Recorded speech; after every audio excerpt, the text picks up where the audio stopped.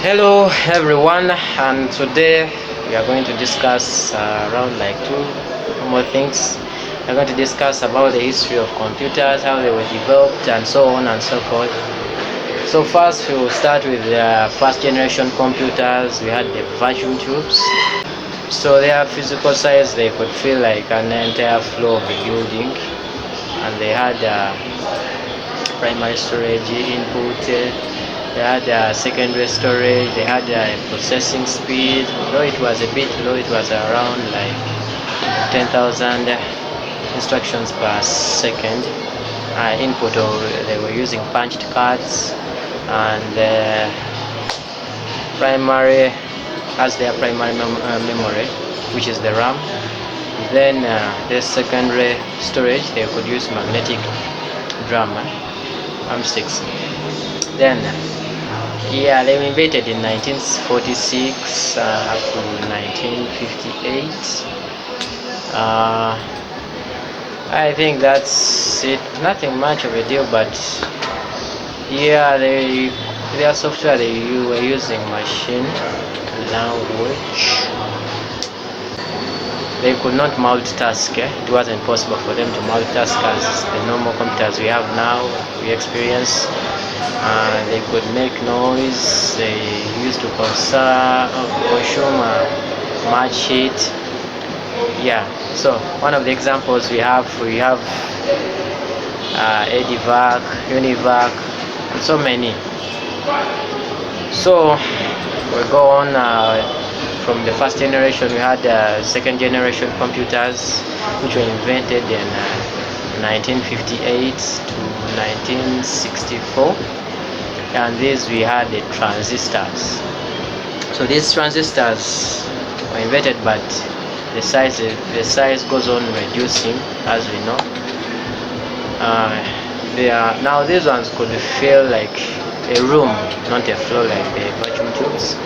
And they also used punched cards like the vacuum tubes as their input. They had a RAM of 32 kilobytes. They had a magnetic core as their secondary storage. Their processing speed increased from 10,000 and from vacuum tubes. Then second generation computers, they use transistors. Their processing speed was a bit higher, like 30,000 instructions per second. Yeah, these ones, their software, they could use assembly and high-level programming languages. No multitasking. They could not multitask, as you know.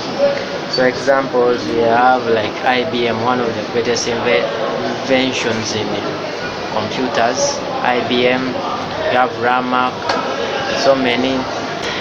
As the vacuum tubes, these ones could not do much or more or less, but they could produce noise, and power consumption was a bit reduced. Yeah, that's it for transistors. And when we continue to the third generation computers, yeah, third generation computers, they invented in 1964 up to 1971, and these were integrated circuits. Yeah, these ones, they also had the input, primary storage, secondary storage, and so many things. So their size, they were anyway. These ones were reduced. They were a bit smaller, like than the transistors. These ones could fit like a desk, an entire desk, just a desk. And these ones, so far their input, they could at least have a keyboard than the transistors. I had a storage of primary storage, primary memory as a megabytes, 2 megabytes. At least they could reach 2 megabytes. In secondary storage, they had a mega magnetic hard disk. Yeah, and their processing speed increased from thousands, from 3,000, and the third generation we had at least an improved processing speed of 5 million instructions per second. And these ones are about the multitasking. They will be possible. And examples, you have the PDP, HP, and so many.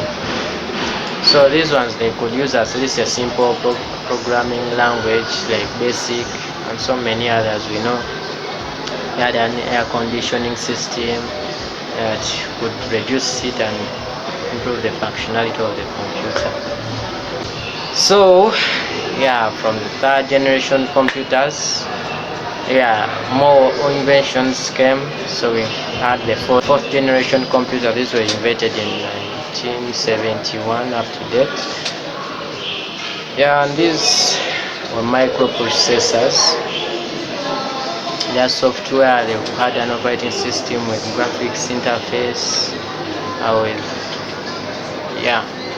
could multitask, as multitasking was possible for the previous versions, previous generation. They had a cooling system which could increase functionality by reducing the heat, and they had an input of a keyboard and an addition of a mouse this time. And then primary memory kept on increasing from 2 megabytes in the third generation to at least like 8 gigabytes of RAM. And secondary storage, you had a variety like the optical discs, magnetic, hard disks like the ones we still have, the USB flash drives, and so many others. Processing power increased from 5 million instructions per second we had in the third generation to 100 million instructions per second. And so many. So examples, we have IBM 5100, we had Apple Macintosh, and so many others. So from there, inventions never stopped there. We had the fifth generations invented, and we are still using them. So fifth generation invention, you have the artificial intelligence and robots, so many others like that. So like up to date, we have computers following the artificial intelligence software. Like we have the Google Assistants and so many other AI related applications that we are using. There are so many things. Like up to date, we have improved processing power that is very high. Because most computers now use microprocessors from the fourth generation computers, the fifth generation computers. So the fifth generation computers, this was based on the fourth generation computers microprocessors. So the processing speed increased from 100 million instructions per second, and we went to billions of instructions per second. Since we're using microprocessors, but the improved ones. And the storage devices, we started to have hard disks of terabytes, the internet hard drives, memory cards, and so many other like the micro memory. So the input there were many that were invented, like sensors, voice recognition, touch IDs, and so many other, the biometrics, and so many others. Physical size, they can be customized to any shape of interest, like a palm, like your palm, like anything. We have some small devices right now that can do much. The software, the fifth generation programming languages, there are very many, and they are all improved. Multitasking is very possible at a high level, and reduced noise and reduced power consumption, almost like no heat and no noise produced from the computers we have right now. One of the examples are the iPad, hospital robots, and so many others. So the history of computers, we passed through it. So we go to the next part of the day. We have next question: evolution of the Intel x86 architecture and ARM architecture. So one of these, we had the processors. We had the 8080, 8086, we had the 8028.6, 8038.6, and the 8048.6. So when we start, let's start with the 8080. This was the first, world's most memorable general purpose processor. It's a microprocessor with an 8-bit machine, 8-bit data path memory, and it was used in personal computers. Yeah, the first personal computers it was. The 8086, an undeniable, more remarkable 16-bit machine, could withstand extensive information, way bigger registers, and it could prefetch a couple of different directions previously which are executed, and the variation of this processor, the 8088, was utilized in IBM's. It was used in the first IBM computers. It was so they became more remarkable. As you know, IBMs are one of the biggest inventions in computer, and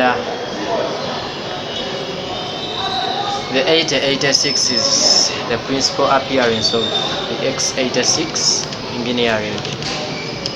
So when we go to the next one, which is the 8028.6, this expansion of the 8086 empowered tending to a 16 megabyte memory. So this one was faster than the other one, rather than only 1 megabyte. Then we go to the another one, 8038.6, Intel's initial 32 digital machine, and a significant upgrade of the Intel with a 32 digit engineering. The 8038.6 matched and force of my mini computers and centralized servers related only a couple of years sooner. This was the main Intel processor to help performing multiple tasks, meaning it could run various projects simultaneously, like at the same time, because it had a bigger memory and it was fast. So from there we can talk about the 8048.6.